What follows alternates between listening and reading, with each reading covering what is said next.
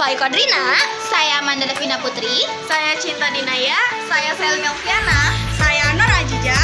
Kami dari kelompok 1. Nah teman-teman, di video kali ini kita akan belajar cara mudah dan seru untuk cara mengelola keuangan di kalangan para remaja. Yuk mulai perjalanan untuk jadi lebih cerdas finansial sejak dini supaya masa depan lebih cerah.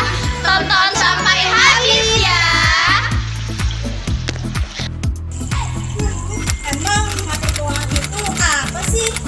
Mengatur keuangan adalah kemampuan untuk merencanakan, mengelola, dan juga menggunakan uang dengan bijak supaya uang jajan atau uang bulanan tidak cepat habis dan dapat digunakan sesuai dengan kebutuhan.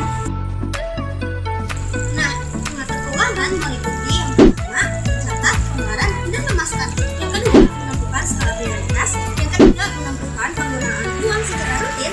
Nah, yang keempat adalah melakukan menabung secara rutin. Kapan sih peraturan keuangan harus dilakukan? Yang pertama, ada sejak dini agar remaja tidak terbiasa untuk boros. Yang kedua, ada setiap hari dengan kita mencatat pengeluaran kita. Yang ketiga, ada akhir bulan atau akhir minggu. Nah, kita mengevaluasi apakah masih boros atau sudah hemat. Mengapa sih mengatur keuangan itu penting bagi remaja? Karena yang pertama itu agar uang tidak cepat habis di awal bulan atau minggu. Yang kedua itu melatih kedisiplinan dan kemandirian kita dalam menggunakan uang. Yang ketiga itu menghindari boros dan impulsif buying. Nah, yang keempat, membantu menabung untuk kita bisa membeli barang yang lebih besar. Contohnya membeli handphone, buku, atau alat sekolah lainnya. Nah, di sini dengan menabung kita bisa membeli barang-barang yang lebih besar harganya. Lalu yang kelima, bisa membentuk kebiasaan finansial yang baik sejak muda untuk bisa berguna di saat dewasa nanti. Nah teman-teman, sudah tahu kan betapa pentingnya mengatur keuangan di kalangan para remaja.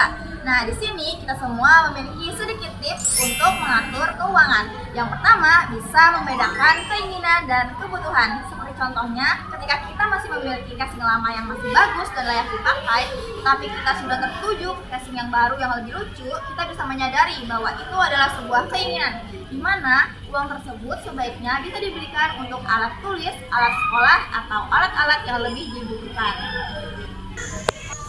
Yang kedua, biasakan menabung di awal. Nah, misalkan kalian menerima uang jajan itu setiap bulannya 300.000. Kalian harus menyisihkan uang 50.000 untuk menabung. Nah, dengan begitu kalian tidak akan merasa terbebani. Nah, tips yang ketiga adalah kurangi belanja impulsif. Yang dimana semisal nih kita memiliki keinginan untuk membeli barang yang tidak kita butuhkan. Nah, kita bisa menggunakan trik tunda 24 jam. Yang dimana kalau misal nih besok kita ternyata nggak pengen banget barang tersebut. Nah, uang dari barang tersebut ini kita bisa gunakan untuk menabung. Nah, yang keempat ada mencari penghasilan tambahan. Bagi kalian yang jago editing video atau foto, kalian bisa membuka jasa editing atau video dengan harga yang terjangkau hingga teman-teman kalian bisa membelinya. Nah, dari situ kalian bisa mendapat penghasilan tambahan tanpa harus meminta pada orang tua. Nah, tips yang kelima adalah menyiapkan dana darurat kecil.